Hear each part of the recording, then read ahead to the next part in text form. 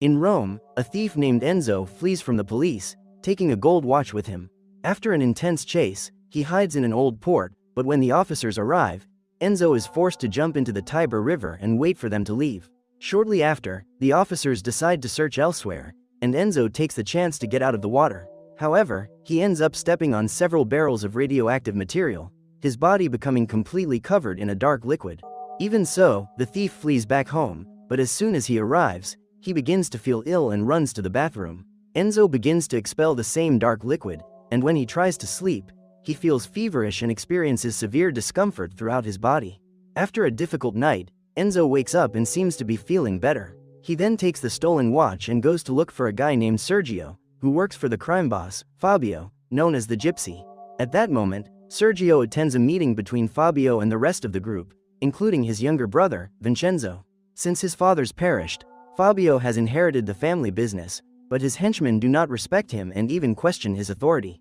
To make matters worse, one of his men has just brought him a cell phone requested by Fabio, but it is white. Fabio had ordered them to buy a black cell phone, and to vent his anger, he begins to beat his henchman with the cell phone until he eliminates him. After the meeting, Sergio goes to meet Enzo, who offers him the gold watch in exchange for 100 euros. After receiving the money, Enzo decides to return home, but begins to feel ill again, coughing incessantly. Sergio asks if he is okay and invites him to his house to offer him a new job.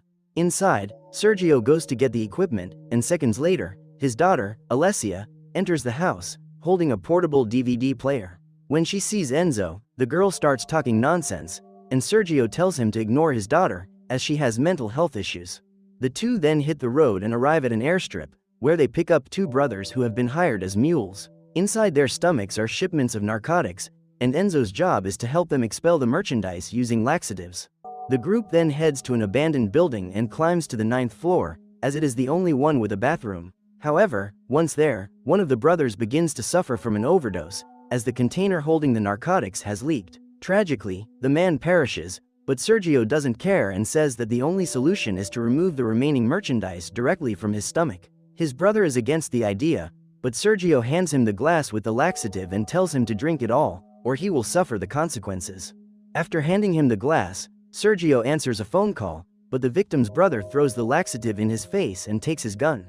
Not satisfied, he shoots Sergio, who, before perishing, begins to bang the guy's head against a column. Before perishing, the brother fires the gun at Enzo, the impact pushing him out of the building and causing him to fall from the 9th floor. That seems to be the end, but somehow, Enzo wakes up minutes later, alive, as if nothing had happened. Frightened, he runs back to his apartment, but as soon